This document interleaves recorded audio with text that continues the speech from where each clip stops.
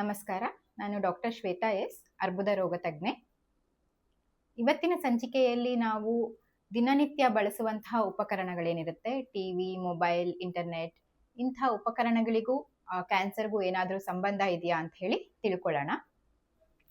ಈ ವಿಷಯಕ್ಕೆ ಹೋಗೋದಕ್ಕೆ ಮುಂಚೆ ನಾವು ಪ್ರೌಢಶಾಲೆಯಲ್ಲಿ ಅಥವಾ ಹೈಸ್ಕೂಲ್ನಲ್ಲಿ ಓದಿದಂತಹ ಎಲೆಕ್ಟ್ರೋಮ್ಯಾಗ್ನೆಟಿಕ್ ಸ್ಪೆಕ್ಟ್ರಮ್ ಅಥವಾ ವಿದ್ಯುತ್ ಕಾಂತೀಯ ವರ್ಣಪಟಲದ ಬಗ್ಗೆ ಒಂದ್ಸಲ ಮೆಲುಕು ಹಾಕೋಬೇಕಾಗತ್ತೆ. ಏನು ವಿದ್ಯುತ್ ಕಾಂತೀಯ ವರ್ಣಪಟಲ ಅಥವಾ ಎಲೆಕ್ಟ್ರೋಮ್ಯಾಗ್ನೆಟಿಕ್ ಸ್ಪೆಕ್ಟ್ರಮ್ನಲ್ಲಿ ಮಧ್ಯದಲ್ಲಿ ಒಂದು ನೈಸರ್ಗಿಕ ಬೆಳಕಿರುತ್ತೆ, ಮತ್ತೆ ಅದರ ಬಲಗಡೆಗೆ ಬರುವಂತಹ ಕೆಲವು ಕಿರಣಗಳು ಅಂದ್ರೆ UV ರೇಡಿಯೇಷನ್ ಇರಬಹುದು, ಎಕ್ಸ್ರೇ ಅಥವಾ ಕ್ಷ ಕಿರಣಗಳು, ಮತ್ತೆ gamma radiation.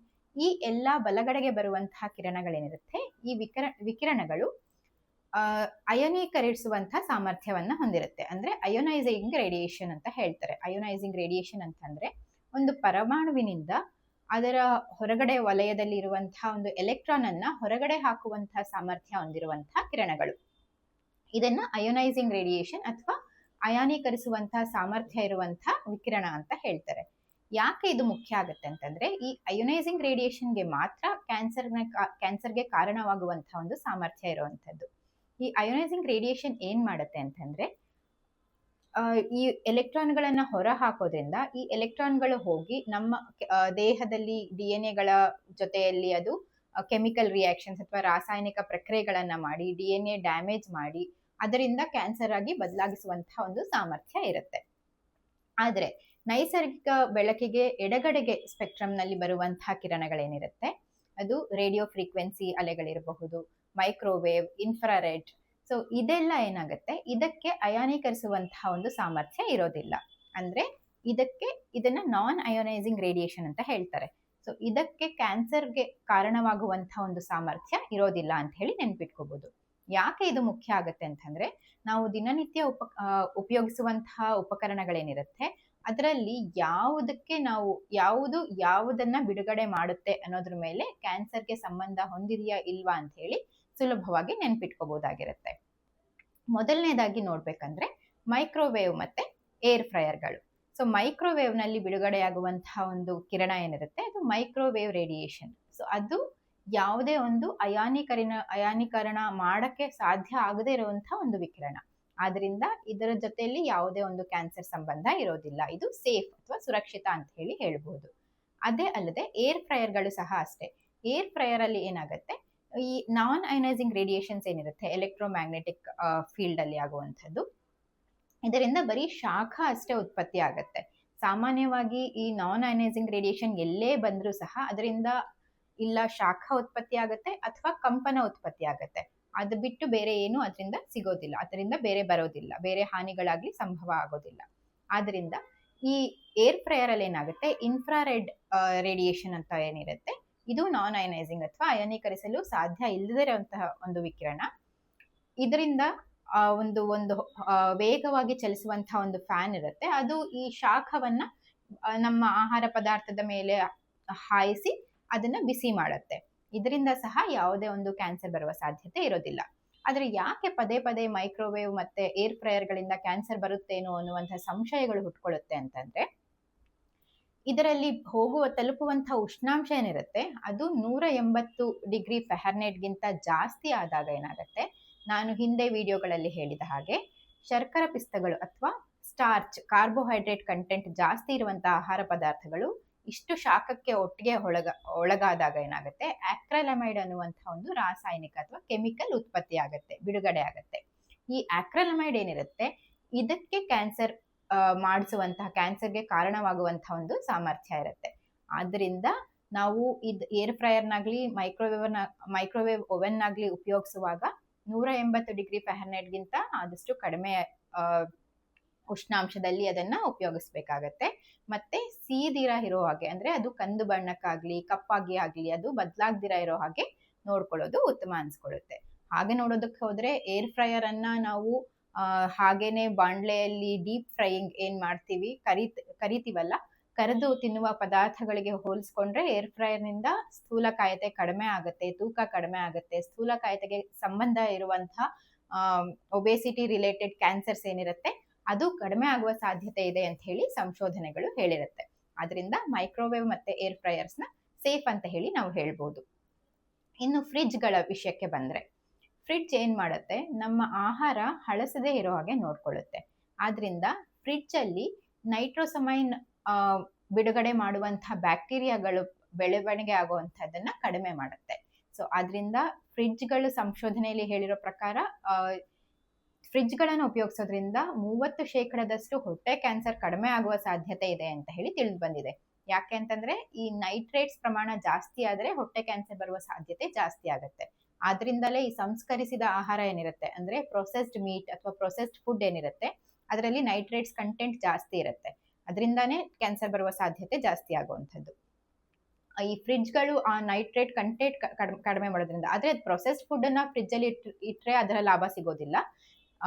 Normal unprocessed food ಏನಿರುತ್ತೆ, ಆಹಾರ ಏನಿರುತ್ತೆ, ಅದನ್ನ ನೀವು ಫ್ರಿಡ್ಜ್ ಅಲ್ಲಿ ಇಟ್ಟು ಉಪಯೋಗಿಸೋದ್ರಿಂದ ಹೊಟ್ಟೆ ಕ್ಯಾನ್ಸರ್ ಬರುವ ಸಾಧ್ಯತೆ ಕಡಿಮೆ ಆಗಬಹುದು ಅಂತ ಇದೆ. ಮತ್ತೆ ಫ್ರಿಡ್ಜ್ ಅಲ್ಲಿ ಉಪಯೋಗ ಆಗುವಂತಹ ಒಂದು ರೇಡಿಯೇಷನ್ ಏನಿದೆ, ಅದು ಸಹ ನಾನ್ ಅಯನೈಸಿಂಗ್ ರೇಡಿಯೇಷನ್ ಆಗುತ್ತೆ. ಸೊ ಇದರಿಂದ ಸಹ ಯಾವುದೇ ರೇಡಿಯೇಷನ್ ಸಂಬಂಧಪಟ್ಟಂಗೆ ನಮಗೆ ಕ್ಯಾನ್ಸರ್ ರಿಸ್ಕ್ ಇರೋದಿಲ್ಲ. ಟೆಲಿವಿಷನ್ ಮತ್ತೆ ಕಂಪ್ಯೂಟರ್ ಸ್ಕ್ರೀನ್ಸ್. ಸೊ ಟೆಲಿವಿಷನ್ ಮತ್ತೆ ಕಂಪ್ಯೂಟರ್ ಸ್ಕ್ರೀನ್ಸ್ ಅಥವಾ ದೂರದರ್ಶನ ಮತ್ತೆ ಗಣಕಯಂತ್ರಗಳೇನಿರುತ್ತೆ, ಇದನ್ನ ಉಪಯೋಗಿಸೋದ್ರಿಂದ ಸಹ ಯಾವುದೇ ಕ್ಯಾನ್ಸರ್ ಸಂಬಂಧ ಇರೋದಿಲ್ಲ.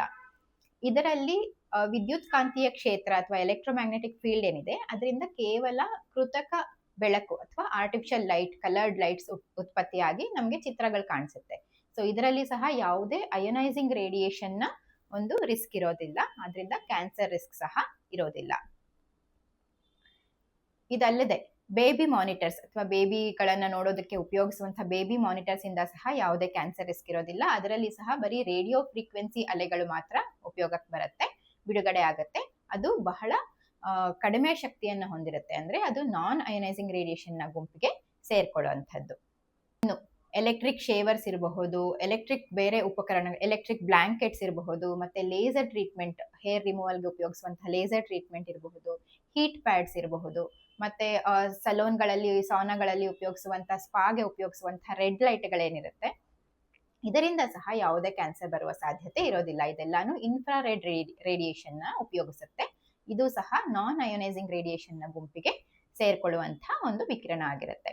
ಆದ್ರಿಂದ ಇದಕ್ಕೂ ಕ್ಯಾನ್ಸರ್ಗೂ ಸಹ ಯಾವುದೇ ಸಂಬಂಧ ಇರೋದಿಲ್ಲ. ಅಲ್ಲದೆ ರೋಬೋಟ್ಗಳಾಗ್ಲಿ, ವ್ಯಾಕ್ಯೂಮ್ ಕ್ಲೀನರ್ಗಳಾಗ್ಲಿ, ರೋಬೋಟಿಕ್ ವ್ಯಾಕ್ಯೂಮ್ ಕ್ಲೀನರ್ಗಳೇನು ಬರುತ್ತೆ, ಇದಕ್ಕೂ ಕ್ಯಾನ್ಸರ್ಗೂ ಸಹ ಯಾವುದೇ ಒಂದು ಸಂಬಂಧ ಇರೋದಿಲ್ಲ. ಇನ್ನು ಮೊಬೈಲ್ನ ವಿಷಯಕ್ಕೆ ಬಂದ್ರೆ, ಮೊಬೈಲ್ಗಳಿರಬಹುದು ಅಥವಾ ಲ್ಯಾನ್ ಅಂತ ಏನು ಹೇಳ್ತೀವಿ, ಅಂದ್ರೆ ಇಂಟರ್ನೆಟ್, ಅಂತರ್ಜಾಲವನ್ನ ಕನೆಕ್ಟ್ ಮಾಡುವಂತಹ ಕೇಬಲ್ಗಳಿರಬಹುದು, ಇಂಟರ್ನೆಟ್ಟೇ ಇರಬಹುದು, ಸ್ಮಾರ್ಟ್ ಫೋನ್ಸ್ ಇರಬಹುದು, ಯಾವುದೇ ಒಂದು ಸ್ಮಾರ್ಟ್ ಯಂತ್ರಗಳಿರಬಹುದು, ಇದರಿಂದ ಸಹ ಯಾವುದೇ ಕ್ಯಾನ್ಸರ್ ಬರುವ ಸಂಬಂಧ ಇಲ್ಲ. ವೈಫೈ ರೂಟರ್ಗಳಿಂದ ಸಹ ಕ್ಯಾನ್ಸರ್ ಬರುವ ಸಾಧ್ಯತೆ ಇರೋದಿಲ್ಲ.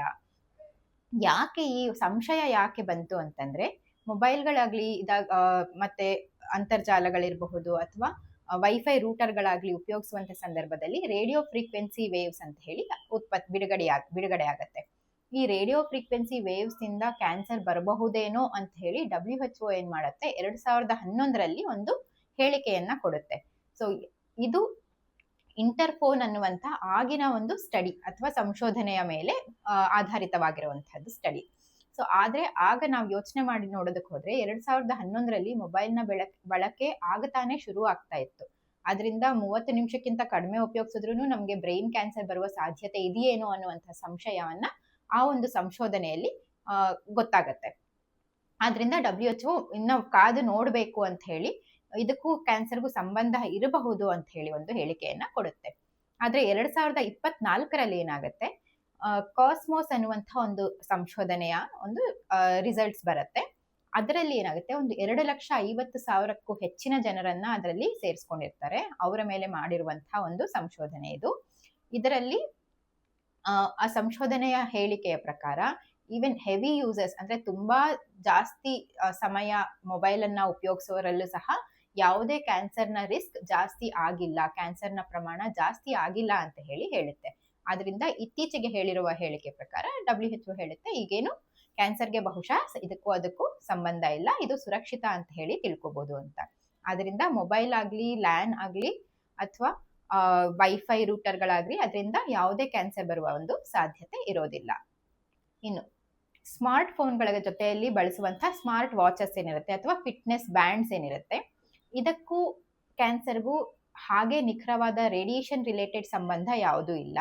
ಆದರೆ ಈ ಬ್ಯಾಂಡ್ಗಳಲ್ಲಿ ಏನಾಗುತ್ತೆ, PFAS ಅನ್ನುವಂಥ ಕೆಲವು ರಾಸಾಯನಿಕಗಳು ಇರಬಹುದು. PFAS ಅಂತಂದ್ರೆ ಪರ್ ಅಂಡ್ ಪಾಲಿಫ್ಲೂರೋ ಆಲ್ಕೈಲ್ ಸಬ್ಸ್ಟೆನ್ಸಸ್ ಅಂತ ಹೇಳಿ, ಇದಕ್ಕೆ ಫಾರ್ ಎವರ್ ಕೆಮಿಕಲ್ಸ್ ಅಂತ ಹೇಳಿ ಸಹ ಹೇಳ್ತಾರೆ. ಅಂದ್ರೆ ಇದು ಪರಿಸರದಲ್ಲಾಗ್ಲಿ ನಮ್ಮ ದೇಹದಲ್ಲಾಗ್ಲಿ ಅಷ್ಟು ಬೇಗ ಅದು ವಿಘಟಿತ ಆಗೋದಿಲ್ಲ, ಅದು ನಾಶ ಆಗೋದಿಲ್ಲ. ಇಂತಹ ಒಂದು ಕೆಮಿಕಲ್ಸ್ ಇರುವ ಸಾಧ್ಯತೆ ಇರುತ್ತೆ ಅಂತ ಹೇಳಿ. ಇದು ಹಾರ್ಮೋನ್ ಅಸಂತುಲತೆಗೆ ಕಾರಣ ಆಗಬಹುದು, ಇದರಿಂದ ಕ್ಯಾನ್ಸರ್ ಪ್ರಮಾಣ ಜಾಸ್ತಿ ಆಗಬಹುದು ಅಂತ ಹೇಳಿ ಕೆಲವು ಸೂಚನೆಗಳಿದೆ. ಆದ್ರಿಂದ ನೀವು ಫಿಟ್ನೆಸ್ ಬ್ಯಾಂಡ್ಸ್ ಅನ್ನ ಖರೀದಿ ಮಾಡುವಾಗ ಈ PFAS ಅನ್ನುವಂಥದ್ದು ಇಲ್ದಿರ ಇರುವಂತ ಸಿಲಿಕಾನ್ ಬ್ಯಾಂಡ್ಗಳಿರಬಹುದು, ಬಟ್ಟೆ ಬ್ಯಾಂಡ್ಗಳಿರಬಹುದು, ಅಂಥದನ್ನ ಖರೀದಿ ಮಾಡ್ಬೇಕಾಗತ್ತೆ. ಕೃತಕ ಬೆಳಕು ಅಥವಾ ಆರ್ಟಿಫಿಷಿಯಲ್ ಲೈಟ್, ಇದರಿಂದ ಕ್ಯಾನ್ಸರ್ ಬರುವ ಸಾಧ್ಯತೆ ಇದೆಯಾ ಅಂತ ಹೇಳಿ ಸಹ ಕೆಲವು ಸಂಶೋಧನೆಗಳು ನಡೆದಿದೆ. ಕೆಲವು ಸಂಶೋಧನೆಗಳು ಹೇಳೋ ಪ್ರಕಾರ ಏನಂದ್ರೆ, ಈ ಕೃತಕ ಲೈಟ್ ಇರಬಹುದು ಅಥವಾ ಆರ್ಟಿಫಿಷಿಯಲ್ ಲೈಟ್, ನಾವು ದಿನ ಬಳಸುವಂತಹ ಟ್ಯೂಬ್ ಲೈಟ್ ಇರಬಹುದು, ಮಾಮೂಲಿ ಬಲ್ಬ್ಗಳಿರಬಹುದು, ಅಥವಾ ಮೊಬೈಲ್ ಲೈಟ್ ಇರಬಹುದು, ಕಂಪ್ಯೂಟರ್ ಲೈಟ್ ಇರಬಹುದು, ಟಿವಿ ಲೈಟ್ ಇರಬಹುದು, ಯಾವುದೇ ಒಂದು ಬೆಳಕಿದೆಯಲ್ಲ, ಇದರಿಂದ ರಾತ್ರಿ ಹೊತ್ತು ನೀವು ಇದನ್ನ ನೋಡೋದ್ರಿಂದ ಅಥವಾ ರಾತ್ರಿ ಹೊತ್ತು ಈ ಬೆಳಕನ್ನ ಉಪಯೋಗಿಸೋದ್ರಿಂದ ನಿಮ್ಮಲ್ಲಿ ಒಂದು ಸರ್ಕ್ಯಾಡಿಯನ್ ರಿದಮ್ ಅಥವಾ ಜೈವಿಕ ಗಡಿಯಾರ, ಬಯೋಲಾಜಿಕಲ್ ಕ್ಲಾಕ್ ಅನ್ನೋದೇನಿರುತ್ತೆ ಅದು ಮಾರ್ಪಾಡಾಗತ್ತೆ. ಇದರಿಂದ ಏನಾಗುತ್ತೆ, ಮೆಲಟೋನಿನ್ ಅನ್ನುವಂತ ಒಂದು ಹಾರ್ಮೋನ್ ಏನಿರುತ್ತೆ ಅದು ಕಡಿಮೆ ಪ್ರಮಾಣದಲ್ಲಾಗತ್ತೆ. ಮೆಲಟೋನಿನ್ ನ ಪ್ರಮಾಣ ಕಡಿಮೆ ಆದಾಗ ಏನಾಗುತ್ತೆ, ಬೇರೆ ಹಾರ್ಮೋನ್ಗಳ ಮೇಲೆ ಸಹ ಅದು ಪ್ರಭಾವವನ್ನ ಬೀರುತ್ತೆ. ಅಂದ್ರೆ ಎಸ್ಟ್ರೋಜನ್ ಅನ್ನುವಂತ ಒಂದು ಹಾರ್ಮೋನ್ ಏನಿರುತ್ತೆ ಅದು ಜಾಸ್ತಿ ಆಗುವ ಸಾಧ್ಯತೆ ಇರುತ್ತೆ.